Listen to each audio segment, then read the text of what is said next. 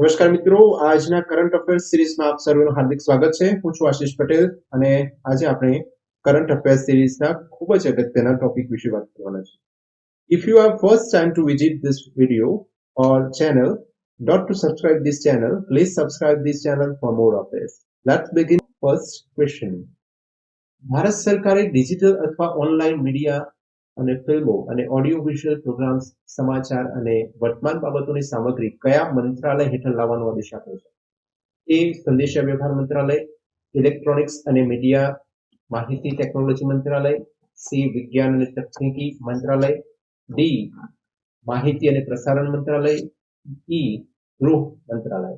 તો અહીંયા આપણે જોઈ શકીએ છીએ ઇમેજમાં કે બધા જ હવે ઓનલાઈન જે પ્લેટફોર્મ છે, online news media include social sites under government control. Government control એના ઉપર કંટ્રોલ લાવવા માટે ઇનિશિયેટિવ કર્યું છે એટલે શરૂઆત કરી છે. તો ભારત સરકારે માહિતી અને પ્રસારણ મંત્રાલય, અહીંયા જવાબ આવશે માહિતી અને પ્રસારણ મંત્રાલય, જેને ઇંગ્લિશમાં કહેવાય છે ministry of information and broadcast.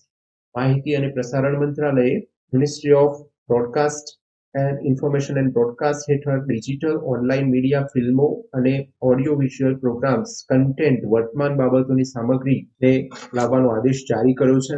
આમાં નેટફ્લિક્સ, હોટસ્ટાર, પ્રાઇમ વિડીયો અને ઓનલાઈન ન્યૂઝ પોર્ટલ જેવા ઓટીટી એટલે ઓવર ધ ટોપ ઓટીટી જે સર્વિસ છે એ બધી જ સર્વિસ હવે આ મિનિસ્ટ્રીની અંડર હશે, માહિતી અને પ્રસારણ મંત્રાલયની નીચે હશે.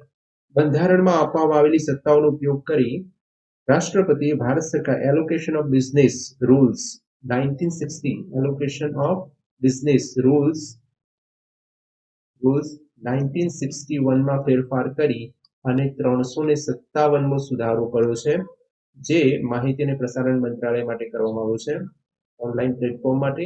અને એ કહેવાશે હવે એ સુધારો જે છે એને the government of business rules 2020 તરીકેનો જે સુધારો છે એ કહેવામાં આવશે.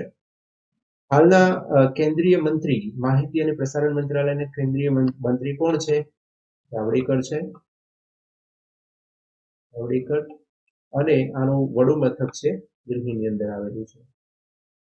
તો આપ જોઈ શકો છો કે આ કાયદો કેમ લાવવો પડ્યો? તો આ કાયદો લાવવા પાછળમાં હાલમાં ડિજિટલ મીડિયાને સંચાલિત કરવા કોઈ કાયદો અથવા સ્વાયત્ત સંસ્થા નથી, માટે આ કાયદો લાવવો પડ્યો અને એ કાયદો માહિતી અને પ્રસારણ મંત્રાલય નીચે કામ કરશે. બીજું એક છે કે હજી એફબી અને જે યુટ્યુબ છે જે છે એ ઇલેક્ટ્રોનિક્સ અને માહિતી ટેકનોલોજી મંત્રાલય નીચે જ રહેશે, કેમ કે એને ટૂંકમાં ઇંગ્લિશમાં કહેવું હોય તો ministry of electronics and information ટેકનોલોજીની નીચે રહેશે. અને આ હતા આજના ફર્સ્ટ ક્વેશ્ચનનો ઇમ્પોર્ટન્સ ટોપિક. સેકન્ડ ક્વેશ્ચન જોઈએ.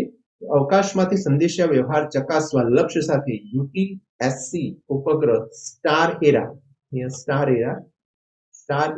12 નામનો વિશ્વનો પ્રથમ 6G ઉપગ્રહ લોન્ચ કરનાર પ્રથમ દેશનું નામ જણાવો. યુએસ, જાપાન, ચીન, ફ્રાન્સ કે રશિયા?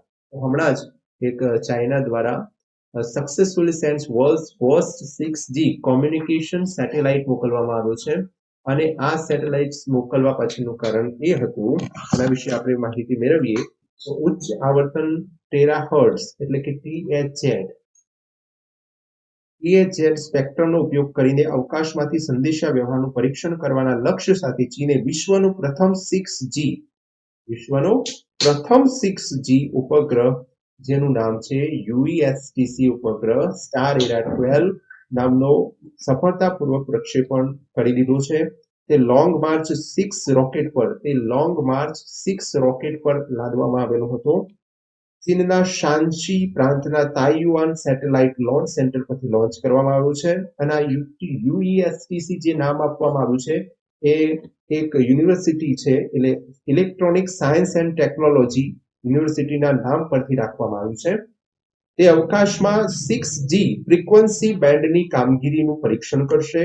એવું માનવામાં આવે છે કે 5G છે એના કરતા 100 ગણું વધુ ઝડપી ફ્રીક્વન્સી બેન્ડ એનું હશે 6G નું. અહીંયા આપણને 5G છે એના કરતા 100 ગણું એનું જે ફ્રીક્વન્સી બેન્ડ હશે એ હશે. તો ચાઇનાએ સર્વપ્રથમ વર્લ્ડનો 6G કોમ્યુનિકેશન યુએસટીસી ઉપગ્રહ એરાસ 12 નામનું વિશ્વનું પ્રથમ ઉપગ્રહ લોન્ચ કરી દીધું છે. તો અહીંયા આપણે ચીન ઉપર રાઈટ કરીશું, એ સાચો જવાબ છે. બીજું કે આ 70 કિલોગ્રામ પરીક્ષણનો ઉપગ્રહ પાક, વન, અગ્નિ, પર્યાવરણની સંરક્ષણ અને આપત્તિ નિવારણ કાર્યક્રમની ચકાસણી કરશે અને સ્માર્ટ સિટીઓ પર પણ એ ધ્યાન રાખશે. સ્માર્ટ સિટી પર પણ આ જે છે એ ઉપગ્રહ ધ્યાન રાખશે, જે યુએસટીસી ઉપગ્રહ સ્ટાર એરા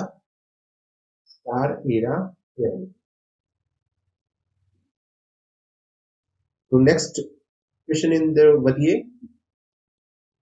ઉદ્યોગો માટે પેઆઉટ લિંક્સ નવી પહેલ કોણે શરૂ કરી? અહીંયા આપ જોઈ શકો છો કે Amazon pay, Google pay, phone pay, તો અહીંયા શરૂઆત કરી છે પેટીએમે. પેટીએમે ઇન્ટ્રોડ્યુસ કર્યું છે પેઆઉટ લિંક્સ, એટલે કે પેઆઉટ લિંક્સ ફોર બિઝનેસીસ.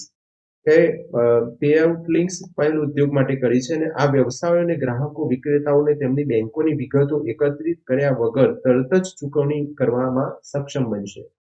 તો અહીંયા આપ જોઈ શકો છો ચિત્રમાં કે એની યુટિલિટી શું છે. Utility payment, salary and reimbursement માટે ઉપયોગ થશે. વેન્ડર બિલ પેઆઉટ માટે એનો ઉપયોગ થશે. મુખ્ય મથક એનું નોઈડા છે, યુપીનું નોઈડા છે, ત્યાં આવેલું છે મુખ્ય મથક પેટીએમ નું. અને સ્થાપના છે એ ઓગસ્ટ 2010 કરવામાં આવેલી હતી. સ્થાપક અને એના સીઈઓ છે એ કોણ છે? વિજય શેખર શર્મા.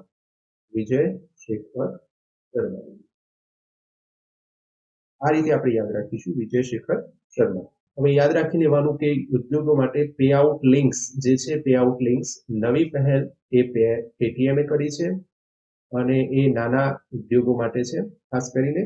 અને એનો યુપી નોઈડા એનું મુખ્ય મથક છે અને એની સ્થાપના 2010 કરવામાં આવી હતી. એના સીઈઓ છે વિજય શેખર શર્મા છે. નેક્સ્ટ ક્વેશ્ચન ની અંદર વધીએ તો કઈ બેંકે કર્મચારી સહાય કાર્યક્રમ એમ્પ્લોયી અસિસ્ટન્સ પ્રોગ્રામ શરૂ કર્યો છે? તો Paytm, SBI, PNB, bank of Baroda, HDFC. અહીંયા આવશે બેંક ઓફ બરોડા. હમણાં જ બેંક ઓફ બરોડાએ શું કર્યું છે? લોન્ચ કર્યો છે એમ્પ્લોયી અસિસ્ટન્સ પ્રોગ્રામ. આ વિશે વધુ વિગત જોઈએ તો બેંક ઓફ બરોડા બેંકે તેના કર્મચારીઓ તથા તેમના કુટુંબના સભ્યો માટે 24/7 કર્મચારી સહાય કાર્યક્રમ એટલે કે એમ્પ્લોયી અસિસ્ટન્સ પ્રોગ્રામ રજૂ કર્યો છે. પ્રોગ્રામનો મુખ્ય ઉદ્દેશ્ય શું છે? તો પ્રોગ્રામનો મુખ્ય ઉદ્દેશ્ય એ છે કે તેના કર્મચારીઓને માનસિક સલાહ અને સલાહ દ્વારા તેમની વ્યક્તિગત અને વ્યવસાયિક સમસ્યાઓનો સામનો કરવામાં મદદ મળશે. બીજું એક હમણાં જ રિસન્ટલી હતું કે જુલાઈ 2020માં એક એકાઉન્ટ ખોલવામાં આવ્યું હતું. ઇન્સ્ટાક્લિક સેવિંગ એકાઉન્ટ ની શરૂઆત કરી હતી. ઇન્સ્ટાક્લિક સેવિંગ એકાઉન્ટ છે એ શરૂઆત બેંક ઓફ બરોડાએ કરેલી છે, જે 100% પેપરલેસ છે. તો આ પણ આપણે યાદ રાખીશું. બેંક ઓફ બરોડાનું જે હેડક્વાર્ટર છે એ બરોડાની અંદર છે, એટલે કે વડોદરાની અંદર છે. અને એના અત્યારના એમડી અને સીઈઓ કોણ છે? સંજીવ ચડ્ડા એના સીઈઓ છે. આની સ્થાપના 20 જુલાઈ અને 1908માં બરોડાના મહાજીરાવ ગાયકવાડ ત્રીજાએ કરી હતી. મહાજીરાવ ગાયકવાડ ત્રીજાએ આની શરૂઆત કરી હતી.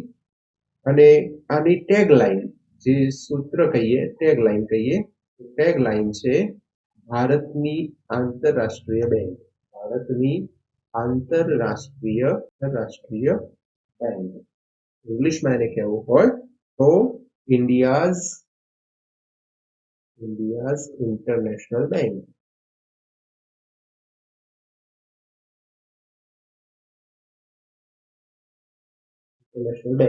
ઓકે. હવે આ જ વાત હમણાં જ union minister minister of finance and corporation અફેર્સના જે નિર્મલા સીતારમણ છે એમણે જ હાલ એમએસએમઈ ઉદ્યોગ માટે એક ઓનલાઈન માર્ગદર્શન કાર્યક્રમ શરૂ કર્યો છે જેને એમએસએમઈ પ્રેરણા પણ કહેવામાં આવે છે. એમએસએમઈ પ્રેરણા કાર્યક્રમ છે એ શરૂ કરવામાં આવ્યો છે. જેમ અહીંયા બેંકે જે પહેલ કરી છે એમ એમએસએમઈ સેક્ટર યુનિયન મિનિસ્ટરે ચાલુ કરી છે. Union minister of finance and corporation અફેર્સના જે નિર્મલા સીતારમણ છે એમને એમએસએમઈ પ્રેરણા જે કાર્યક્રમ છે એની શરૂઆત કરી છે. પીએમ નરેન્દ્ર મોદી દ્વારા રોપેક્સ ફેરી સર્વિસનું વર્ચ્યુઅલી ઉદ્ઘાટન ક્યાં કરવામાં આવ્યું? ગુજરાત, મધ્યપ્રદેશ, રાજસ્થાન, પશ્ચિમ બંગાળ કે ઉત્તર પ્રદેશ? તો એમાં આવશે ગુજરાતમાં. વર્ચ્યુઅલી હમણાં જ રિસન્ટલી આ ખાસ કરવામાં આવ્યું છે.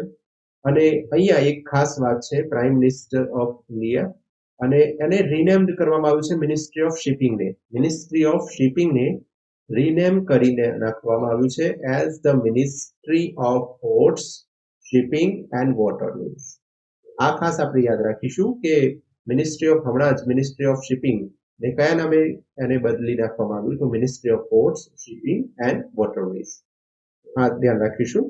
બીજું કે વડાપ્રધાન નરેન્દ્રભાઈ મોદીએ દક્ષિણ ગુજરાતના સુરત જિલ્લાના હજીરા અને ગુજરાતના ભાવનગર જિલ્લાના ઘોઘા વચ્ચે રોપેક્સ ફેરી સર્વિસનું વર્ચ્યુઅલી ઉદ્ઘાટન કર્યું છે. એટલે કે ઘોઘા અને હજીરા વચ્ચે જે રોપેક્સ ફેરીનું આયોજન કર્યું છે એ આયોજન સર્વિસનું વર્ચ્યુઅલી ઉદ્ઘાટન કર્યું છે. એ ઉદ્ઘાટન એમાં ઘોઘા છે એ ભાવનગર જિલ્લામાં આવે છે અને હજીરા છે એ સુરત જિલ્લામાં છે. આ વસ્તુ આપણે ખાસ યાદ રાખીશું. આ માટે વહાણ વોયેજ સિમ્ફની નો ઉપયોગ કરવામાં આવશે. સમુદ્ર માર્ગ દ્વારા બંને સ્થાનો વચ્ચે લગભગ 370 કિલોમીટરનું અંતર થાય છે. એ 370 કિલોમીટરના અંતરને ઘટાડીને 90 કિલોમીટર જેટલું અંતર થઈ જશે અને મૂળ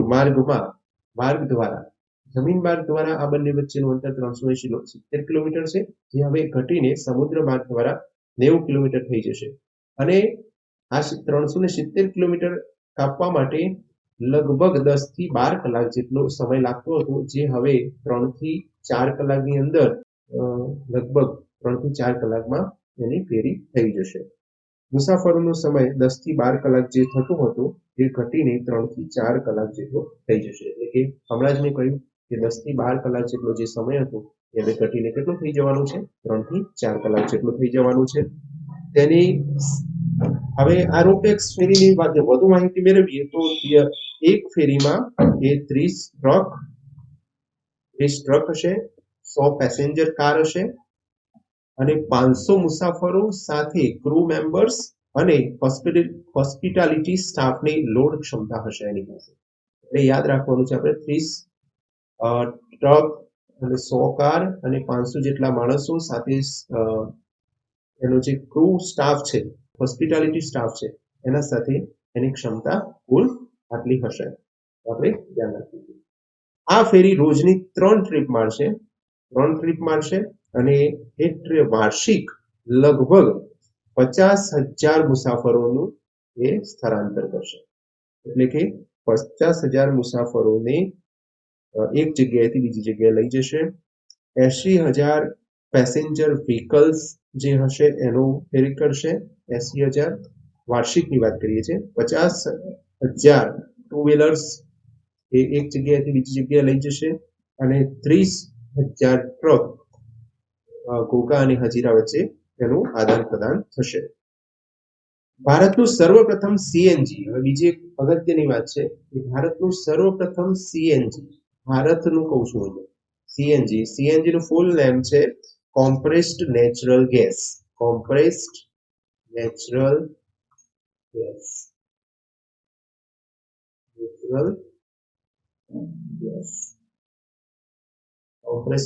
ગેસ. હવે આ જે સીએનજી છે એ સીએનજી નું ટર્મિનલ ગુજરાતના ભાવનગર જિલ્લામાં થઈ રહ્યું છે. બીજા સમાચાર જોઈએ તો સીએમ વિજયભાઈ રૂપાણીએ હમણાં જ કુંભારિયાથી કુંભારિયાથી કુંભારિયાથી કડોદરા સુધી બીઆરટીએસ નું ઉદ્ઘાટન કર્યું છે. બીઆરટીએસ નું વર્ચ્યુઅલી ઉદ્ઘાટન કર્યું છે. અને આ જે બીઆરટીએસ છે એ સુરતની દેશની સૌથી લાંબામાં લાંબી બીઆરટીએસ નેટવર્ક હશે. હવે બીઆરટીએસ નું ફૂલ નેમ પણ યાદ રાખીશું આપણે, bus rapid transit system. Bus rapid transit system. આ રીતે બીઆરટીએસ નું આપણે ફૂલ ફોર્મ યાદ રાખીશું. આખા દેશનું સૌથી કેટલા કિલોમીટર છે? 108 કિલોમીટર જેટલું અંતર હશે. સૌથી લાંબો બીઆરટીએસ નેટવર્ક બન્યું છે. તો અહીંયા આપણે યાદ રાખીશું બીઆરટીએસ કોરિડોર ખુલ્યાની સાથે જ સુરત એ દેશનું 108 કિલોમીટર સાથે સૌથી લાંબુ બીઆરટીએસ નેટવર્ક બન્યું છે. બીજી એક વાત કરીએ કે 24 ઓક્ટોબરના રોજ 3 કી પ્રોજેક્ટનું લોકાર્પણ પણ કરવામાં આવ્યું. કિસાન સૂર્યોદય યોજના જે ખેડૂતો માટે વીજળીની યોજના છે ની શરૂઆત કરવામાં આવી. UN Mehta institute of cardiology research centre સાથે જોડાયેલ પેડિયાટ્રિક હોસ્પિટલનું ઉદ્ઘાટન પણ મોદી સાહેબ દ્વારા કરવામાં આવ્યું. અને એના મોબાઈલ એપ્લિકેશનનું ઉદ્ઘાટન કરવામાં આવ્યું. અને ગિરનાર રોપવે જે જુનાગઢમાં છે એનું ઉદ્ઘાટન પણ મોદી સાહેબ દ્વારા કરવામાં આવ્યું. રાષ્ટ્રીય ઉદ્યાનની વાત કરીએ તો ગીર રાષ્ટ્રીય ઉદ્યાન છે, જે ગીર નેશનલ પાર્ક છે, જે સિંહ માટે પ્રખ્યાત છે અને એ જુનાગઢમાં આવેલું છે. કાળિયાર રાષ્ટ્રીય ઉદ્યાન જે છે, કાળિયાર રાષ્ટ્રીય ઉદ્યાન છે જે ભાવનગરમાં આવેલું છે. પણ આપણે રાષ્ટ્રીય ઉદ્યાનો વિશે આપણે માહિતી મેળવી રહ્યા છીએ. રાષ્ટ્રીય ઉદ્યાન બીજું છે વાંસદા રાષ્ટ્રીય ઉદ્યાન, જે નવસારીમાં આવેલું છે. વાંસદા રાષ્ટ્રીય ઉદ્યાન છે જે નવસારીમાં આવેલું છે. અને છેલ્લે મરીન રાષ્ટ્રીય ઉદ્યાન છે જે કચ્છ જિલ્લામાં આવેલું છે. અહીંયા આપણે આટલી વસ્તુ પણ ખાસ યાદ રાખીશું. તો મિત્રો, અહીંયા આપણે કરંટ અફેર્સ સાથે કેટલાક ફેક્ટ્સ પણ જોયા અને જનરલ નોલેજ સાથે જે પણ પ્રશ્નને આવરી લેવાનું હોય આવરી લીધું છે. વિડીયો ગમે તો લાઈક, શેર અને ચેનલને સબસ્ક્રાઇબ ન કરી હોય તો ચેનલને સબસ્ક્રાઇબ કરી લેવા વિનંતી છે. Thanks for watching this video. Next વિડીયોની અંદર મળીશું. ત્યાં સુધી